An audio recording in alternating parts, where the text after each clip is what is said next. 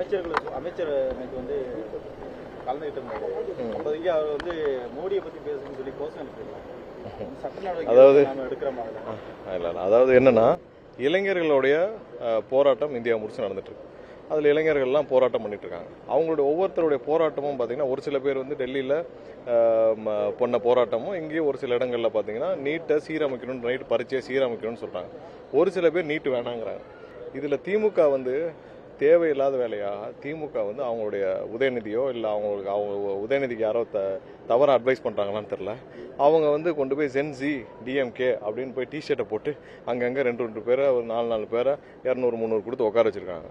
அதாவது முதல்ல உதயநிதிக்கு ஒன்று பண்ணணும். ஜென்சினா என்னன்னு புரிஞ்சுக்கணும். யாரோ உதயநிதியை திரும்பவும் வந்து இந்த முதல்ல எலெக்ஷன் அப்போ பெண் டீம்னு ஒன்று வச்சு மிஸ்கைட் பண்ணாங்கல்ல, அது மாதிரி திரும்பவும் உதயநிதி யாரோ தப்பாக வழிநடத்துற போது முதல்ல உதயநிதிக்கு ஜென்சினா என்னன்னே தெரியாம வேலை பார்த்து, அதான் ஜென்சி மாநாடு, ஜென்சி அது வந்து ஒரு ஒரு இந்த இன்டர்நெட் காலங்களில் உருவாக்கப்பட்ட அந்த மனநிலை உள்ள இந்த இன்னைக்கு இன்டர்நெட் இதில் உள்ள இளைஞர்களை கூப்பிட்றாங்க. ஜென்சி மாநாடுன்னா பண்ண முடியாது, ஜென்சி குழந்தைகள்லாம் கூட முடியாது, ஜென்சி இளைஞர்கள்லாம் நீங்கள் வந்து பண்ண முடியாது. முதல்ல உதயநிதிக்கு ஜென்சினா என்னன்னு புரியறதுக்கு ஒரு 4 பேர் சொல்லிக் கொடுக்கணும் ஃபர்ஸ்ட். அதுக்கப்புறம் ஜென்சி டிஎம்கே அப்படின்னு டிஷர்ட்டை போட்டு உட்காரக்கணும். அதில் ஜென்சின்னு டிஎம்கேன்னு டிஷர்ட் போட்டு எப்படி பக்குவப்படுத்துறீங்க? அவங்களுக்கு எதுவுமே புரியாமல் வேலை பார்த்துட்டு இருக்காங்க திமுக யாரை போட்டு எங்கெங்க உட்கார வச்சிருந்தாங்கன்னு எல்லாருக்கும் தெரியும். 200-300 கொடுத்து உட்கார வச்சிருந்தாங்கன்னு தெரியும். ஸோ இப்படிப்பட்ட ஆளுகளை வச்சு வேலை பார்த்துருக்காரு. முதல்ல உதயநிதி இந்த மாதிரி கோமலைத்தனமான வேலையெல்லாம் விட்டுட்டு ஆக்கப்பூர்வமாக ஏதாவது செய்யணும். முதல்ல அவருக்கு ஒரு சுய பரிசோதனை தேவை உதயநிதிக்கு. ஏன்னா அவங்க அப்பா வந்து கடைசி வரைக்கும் அவரே வந்து அவர் தலைவரா இல்லையான்னு தெரியாம தான் அவர் வந்து திராவிட மாடல் ஆட்சின்னு முடிச்சுட்டு போயிட்டார். அவர் கடைசி வரைக்கும் அவருடைய கவர்மெண்ட்னே சொல்லல, திராவிட மாடல் கவர்மெண்ட். ஏன்னா அவருக்கே கடைசி வரைக்கும் அவர் தலைவரா இல்லை அவர் சிஎம்மா இல்லை அவர் தலைமையில் தான் அந்த அரசு இருக்கான்னு தெரியாம தான் முடிச்சுட்டு போனார். உதயநிதிக்கு அதே டவுட் இருக்கு. அதனால தான் இப்போ சென்சி டிஎம்கே அப்படின்னு ஒன்று போட்டு ஏதோ வேலை பார்த்துருக்காரு. உதயநிதிக்கு அவருடைய பெண் டீம் தான் அவர் வந்து கொண்டு போய் நடு ரோட்டில் விட்டுருச்சு. நம்மளாவது ஒரு அட்வைஸ் பண்ணுறோம்.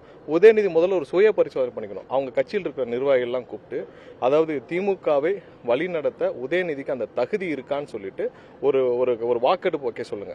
வாக்கெடுப்பு வச்சாவது சுய பரிசோதனை, அவர் யாரு, அவர் என்னன்னு தெரிஞ்சுக்கிறோம். இன்னும் ஒரு படி மேலே போனோம்னா அவரையும் திருமதி கனிமொழி அவர்களையும் சகோதரி கனிமொழி அவர்களையும் 2 பேரை வச்சு திமுகவை ஆரம்பிச்ச திமுகவை வழி நடத்துவதற்கு 2 பேர்ல யாருக்கு அதிக தகுதி இருக்குன்னு ஒரு வாக்கெடுப்பு வைக்க சொல்லுங்க. அந்த வாக்கெடுப்பு ரிசல்ட்டை கூட உதயநிதி வெளியில சொல்ல வேணாம். ஏன்னா உதயநிதி தகுதி என்னன்னு எல்லாருக்குமே அவங்க கட்சிக்காரங்களுக்கே தெரியும். அந்த வாக்கெடுப்பு ரிசல்ட் அவரே பார்த்துட்டு அதுக்கப்புறமா ஒரு சுய பரிசோதனை செஞ்சு இதுக்கப்புறம் என்ன அந்த வாக்கெடுப்புல என்ன ரிசல்ட் வரும்னு எங்களுக்கு தெரியும். அவங்களோட ஒன்றியம் பகுதி கிளை நிர்வாகி எல்லாரையும் கூப்பிட்டு இந்த மாதிரி உதயநிதிக்கு வந்து இந்த ஆரம்பிச்ச இந்த கட்சியை வழி நடத்துவதற்கான கொஞ்சமாவது தகுதி இருக்கான்னு ஒரு வாக்கெடுப்பு வைக்க சொல்லுங்க. இல்ல அவரும் சகோதரி கனிமொழி அவர்களையும் வச்சு 2 பேர்ல யாருக்கு தகுதி இருக்குன்னு வருது. அந்த வாக்கெடுப்பு ரிசல்ட்டே வெளியிட வேண்டாம்.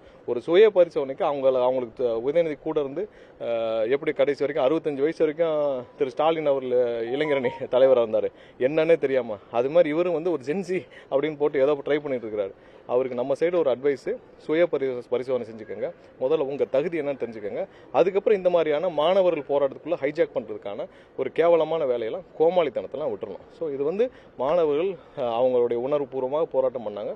அதற்கு அவர்களுக்கு கிடைத்த வெற்றி நேற்று வந்து ஒன்றிய அரசு அவங்களுடைய அமைச்சர் ராஜினாமா செஞ்சாங்க.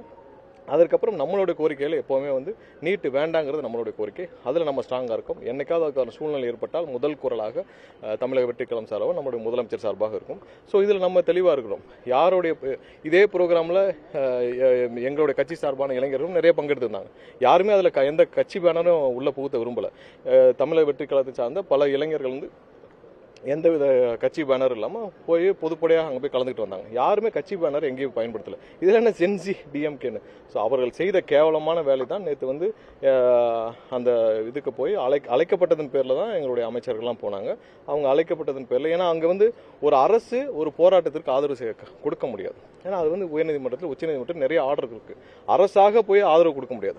அதனால அவங்க அழைக்கப்பட்டது பேரில் அவர்களுக்கு ஒரு ஆறுதலாக போன விஷயத்தில் இவர்கள் இந்த ஜென்சி டிஎம்கேன்னு 200-300 கொடுத்து ரெடி பண்ணிச்சனால அவர்கள் வச்சு ஒரு சில குழப்பங்களை விளைவிக்க முயற்சி செய்தார்கள்.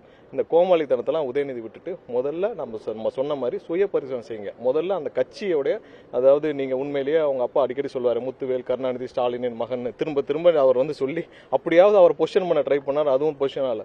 உதயநிதியாவது சுய பரிசோதனை செய்து இதுக்கப்புறம் போட்டோம். அது இந்த ஜென்சி டிஎம்கே இப்பெல்லாம் ஸ்டிக்கரை ஒட்டிட்டு ஏதாவது போயிட்டு பொது வெளியில கோமாளித்தனம் பண்ணா அசிங்க பண்ணா வரட்டும். இன்னைக்கு வந்து இல்லை, நம்ம நேற்றே தெளிவாக சொல்லியாச்சு. மேகதாது விஷயத்தில் முதல்வர் வந்து கடந்த 1.5 மாதங்களாக பல கட்ட ஆய்வுகள், பல கட்ட பேரிட்ட எக்ஸ்பர்ட்ஸ் எல்லாம் வந்து பல விதத்தில் ஆய்வு செஞ்சுட்டு வராங்க. முதல்வர் வந்து நிறைய முடிவுகள் எடுக்கிறதுக்கான இறுதிக்கட்ட பணியிலே இருக்காங்க. முடிவு எடுத்த பிறகு முதல்வர் கண்டிப்பாக அனைத்தும் ஆக்கப்பூர்வமான வேலைகளாக இருக்கும். மேகதாது விஷயத்திலும் காவிரி விஷயத்திலும் அனைத்தும் ஆக்கப்பூர்வமான வேலைகளாக இருக்கும். அது அனைத்தும் சரி செய்யும் வேலையில் முதல்வர் கண்டிப்பாக துரிதமாக இருப்பார். தமிழக மக்களுக்காக முதல்வர் வந்து முடிந்த அளவு 100% முழு அர்ப்பணிப்போடு கண்டிப்பாக முதல்வர் வந்து இது ஆய்வு செஞ்சுட்டு வராங்க. அதுக்கான முடிவுகளை விரைவில் இருக்கும்.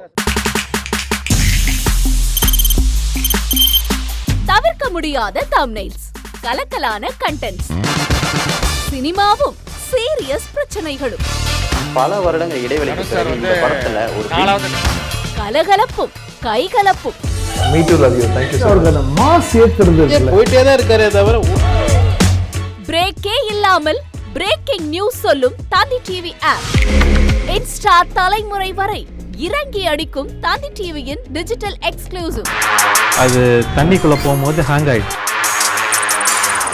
உங்களுக்கு விஜய் சார் எந்த அளவுக்கு ரொம்ப பிடிக்கும்? Of course, Malayalis are huge Vijay sir fans. ரெண்டு பேருமே ரொம்ப பிடிக்கும் எனக்கு. தந்தி டிவி ஆப்பை இலவசமா டவுன்லோட் செய்யுங்க. ஃபாலோ பண்ணுங்க, சப்ஸ்கிரைப் பண்ணுங்க, என்ஜாய் பண்ணுங்க.